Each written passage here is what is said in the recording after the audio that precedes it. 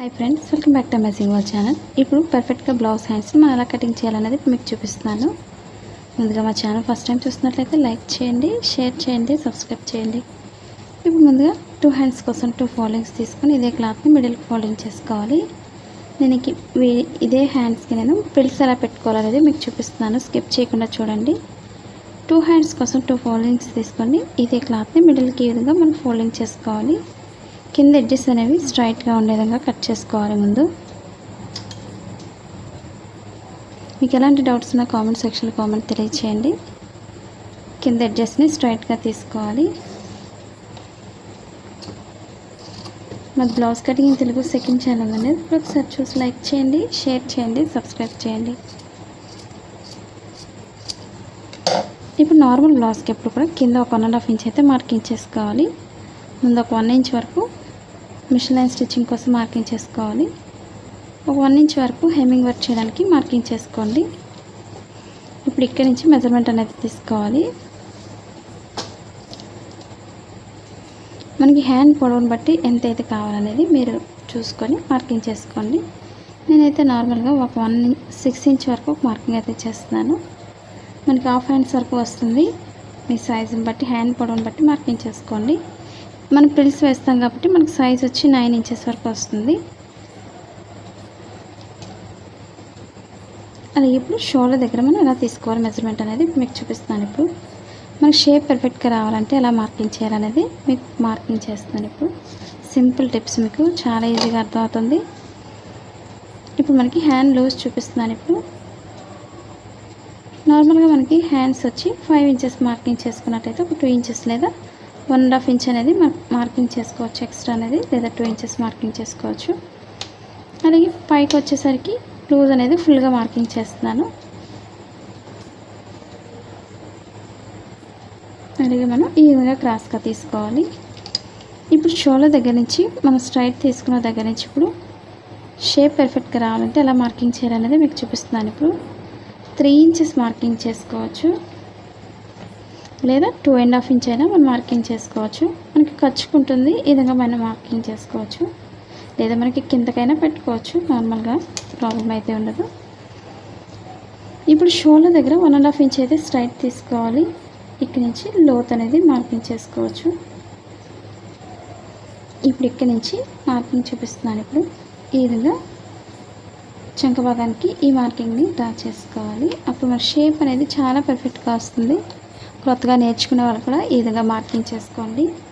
మన హ్యాండ్ లూజ్ని బట్టి పెట్టుకోండి. నార్మల్గా అయితే చూపించాను ఈ విధంగా. ఇప్పుడు చుట్టూరు కూడా కట్ చేసుకోవాలి.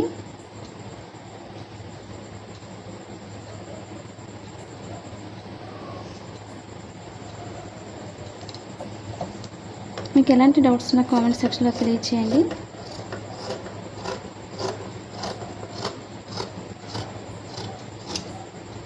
ఇప్పుడు మీకు వేరే కలర్లో ఫ్రిల్స్ ఎలా పెట్టుకోవాలనేది చూపిస్తాను. ఇప్పుడు ఎక్స్ట్రా క్లాత్ని కట్ చేసుకోవాలి.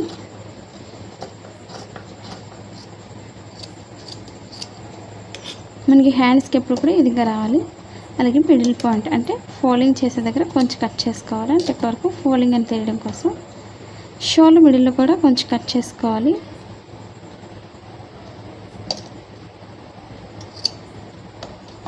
ఇప్పుడు లోతు తీసుకోవాలి. హ్యాండ్స్కి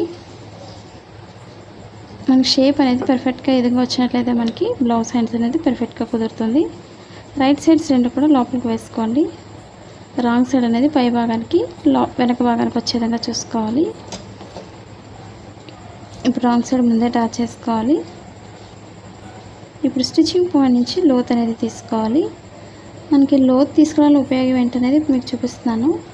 మనకి చంక భాగంలో చాలామందికి ఫోల్డింగ్స్ అవి వస్తున్నాయి కదండి. అలా రాకుండా ఉండాలంటే మనం లోత్ అనేది తీసుకోవాలి. చాలామంది డౌట్ అడుగుతున్నారు కదండి. 2 లేయర్స్ మీద మాత్రమే తీసుకోండి. 4 ఫోల్డింగ్స్లో ఈ విధంగా తీసుకోకూడదు. కాబట్టి 2 లేయర్స్ మీద స్టిచ్చింగ్ పాయింట్ నుంచి సన్నగా తీసుకోవాలి. అప్పుడు మనకి ఫోల్డింగ్స్ అవి రాకుండా ఉంటుంది. అదేవిధంగా స్టిచ్చింగ్ చేసేటప్పుడు కరెక్ట్గా మిడిల్ పాయింట్ అనేది ఎప్పుడు కూడా షోల్డర్ మిడిల్కి వచ్చే విధంగా చూసుకోవాలి. అప్పుడు మనకి ఫోల్డింగ్స్ రావడం కానీ పైకి ఎత్తి పెట్టినట్టు రావడం కానీ ఉండదు. ఈ టిప్స్ అనేది పాటిస్తే లోత్ అనేది ఈ విధంగా తీసుకోవాలి. ఇప్పుడు స్టిచ్చింగ్ పాయింట్లో మనం కొంచెం కట్ చేసుకోవాలి. ఈ లోతు భాగం ఇప్పుడు కూడా ఫ్రంట్ పార్ట్కి వచ్చే విధంగా చూసుకోండి. అది తెలియడం కోసం మనం స్టిచ్చింగ్ పాయింట్లో కొంచెం కట్ చేసుకోవాలి. మనం ప్రిల్స్ వేస్తాం కాబట్టి కింద అనేది మనం ఇక్కడ వరకు ఫోల్డింగ్ అనేది లోపల ఫోల్డ్ చేసుకోవచ్చు. మనకి పొడవు కావాలి అనుకున్నట్లయితే నార్మల్గా బ్లౌజ్కి ఎప్పుడు కూడా ఈ విధంగా ఫోల్డ్ చేసుకొని స్టిచ్ చేసుకోవచ్చు.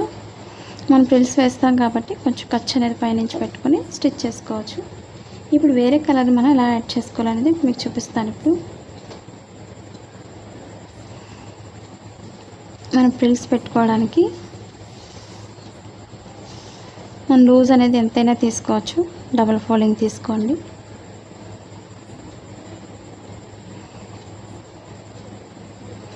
నేను 3 ఇంచెస్ అయితే ఫోల్డింగ్ చేస్తాను.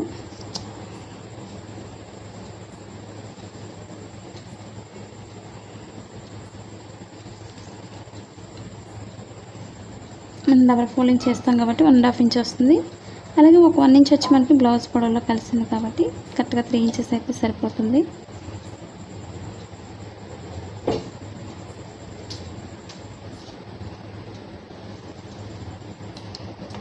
ఇప్పుడు ఈక్వల్గా కట్ చేసుకోవాలి.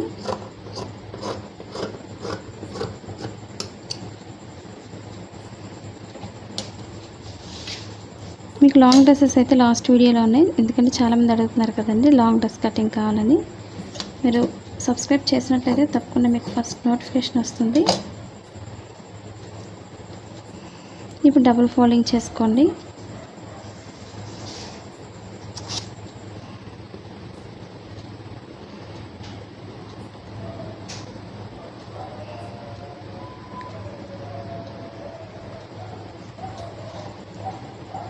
ఈ అంచు అనేది లోపలికి పోతుంది కాబట్టి మనం నార్మల్గా ఉండే క్లాత్ని తీసుకుంటే సరిపోతుంది. ఈ విధంగా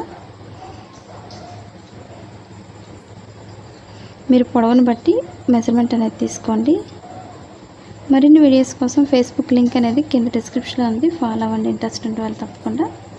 మీకు నచ్చినట్లయితే తప్పకుండా షేర్ చేయండి వీడియోని. మీరు షేర్ చేయడం వల్ల ఈ వీడియో ఎక్కువ మంది చూసే అవకాశం ఉంటుంది కాబట్టి తప్పకుండా షేర్ చేయండి. అలాగే కొత్తగా చూసినట్లయితే తప్పకుండా సబ్స్క్రైబ్ చేసుకోండి. ఇప్పుడు మీకు స్టిచ్చింగ్ చేయడం చూపిస్తాను. ఇప్పుడు